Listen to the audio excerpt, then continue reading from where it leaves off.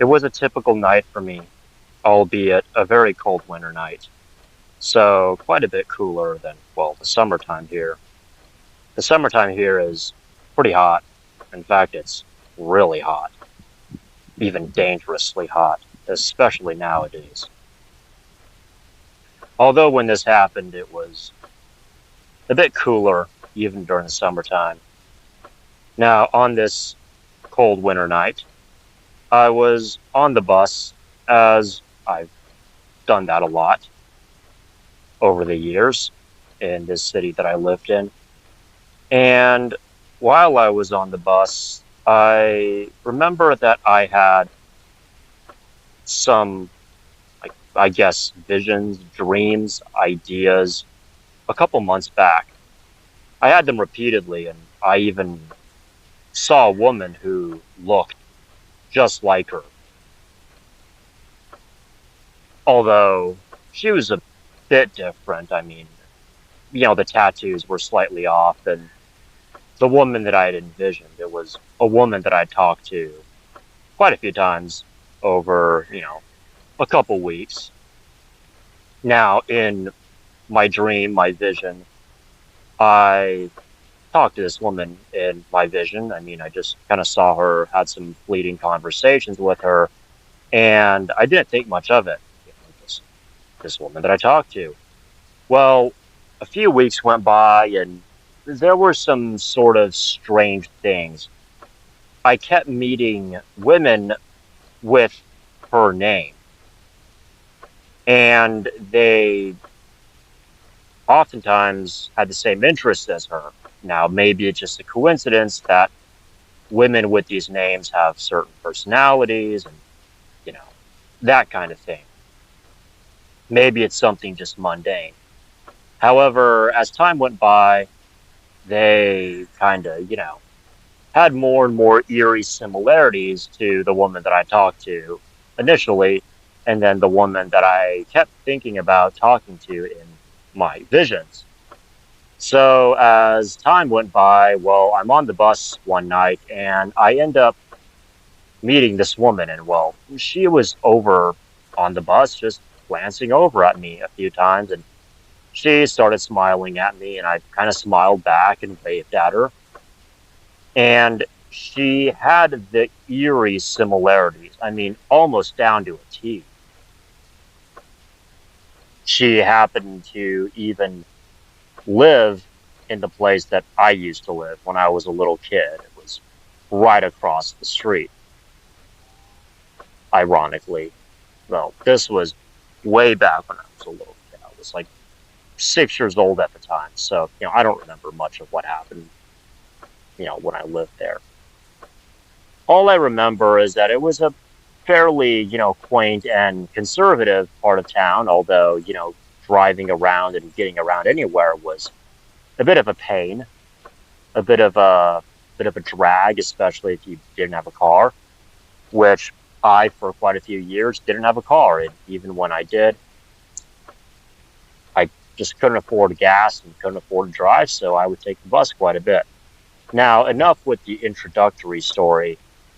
As I'm on the bus and I get off the bus, she starts walking towards me and asks me, well, which way are you going? And, well, I pointed, I'm going that way, south. And so she walks south with me, and we're kind of chatting along. And, not much happened. We just happened to be walking for a really long time. I mean, for quite a few hours, as the buses were no longer running in that direction that we were going, which was south. I was walking towards my home, and she was walking a bit past my home. And, funny enough, well, I wouldn't say funny, she decides to walk a little bit past, and we decided to go to this McDonald's, which, at the time, the McDonald's had 24/7 dine in. So we could dine in, and she happily bought me a little burger to eat. Well, I finished the burger. It was, that cheap dollar menu burger, but it was pretty good, for late at night. And I even had some fries, thankfully. And, I was pretty grateful for it. I mean, she did buy me some good stuff to eat, and I was very thankful for it. Well, we end up walking over to the sidewalk and then across the street to this bus stop, which, mind you, at the time, the buses weren't running anymore. We just went there to catch our breath and to talk a little bit. And that's when the eeriness really began to kick in. She told me that, you know, her mom, whose name was Shannon, and she even had the same features as another girl that I knew in school, whose name was also Shannon. And she happened to live there after my friend Shannon had left. We were both in elementary school, so she left, and also, Shannon left. Well, the next day, she decides to go to Spencer's, of all places, right? It was a pretty popular store, especially for, our age bracket, being, edgy teens and early 20s, although I was in my early 20s, and, you know, maybe I should be over that phase. She was about 19 years old, so, similar age gap, similar age bracket. Well, she goes to Spencer's, and, she said she went to Spencer's because I had a friend.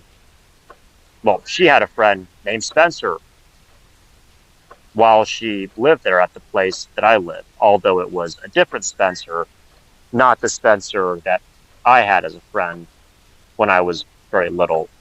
We were very close friends, by the way, and we would, for some reason, talk about airplanes a lot.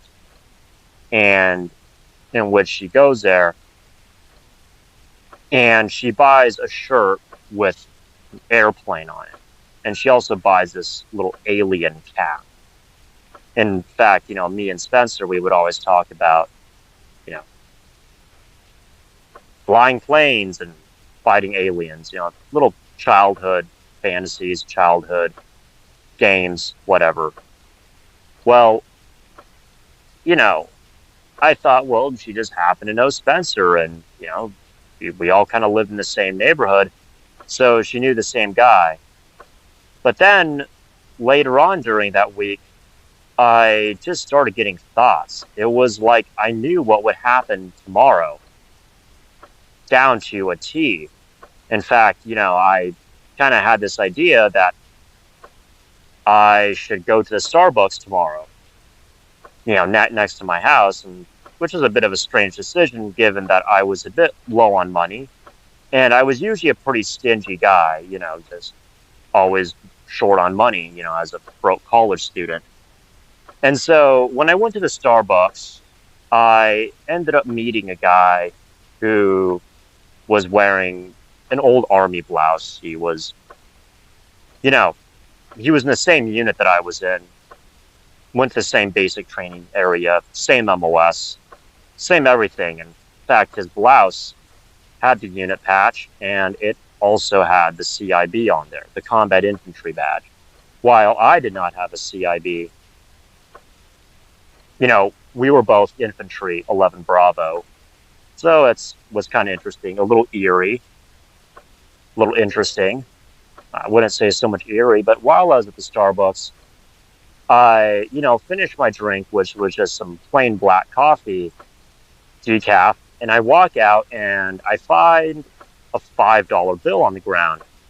And as I pick up the $5 bill, I turn it around and it has this invisible ink, this, I guess, lemonade ink, UV ink.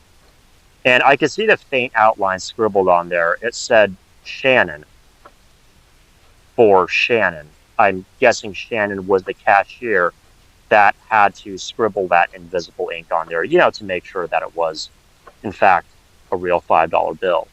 Now, they typically don't do this for $5 bills. They do it for 20s and above, because that's more likely to be counterfeited. But, I picked it up anyways and stuffed it in my pocket.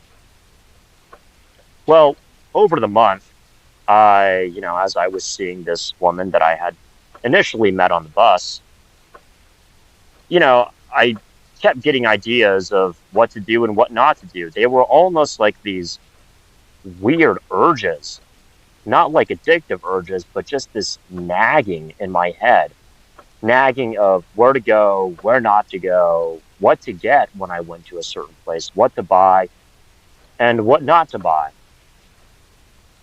And while I was doing all of this, I happened to be getting a lot of the stuff that this girl on the bus that I met happened to be getting. I went to a Target and I bought a specific pair of socks. It wasn't the typical white ones. It was this specific pattern of socks. It was on sale, so I got it. And lo and behold, the next day when I met her, she happened to be wearing the same kind of socks that I had just picked up. She was a bit of a tomboy, so she always liked to dress like a guy anyways, which was no big deal to me. It wasn't really out of the ordinary, but it was just interesting that everything was sort of lining up. And well, that'll be it for part one. I guess I'll have to tell you guys later because I'm running out of time here. See y'all soon.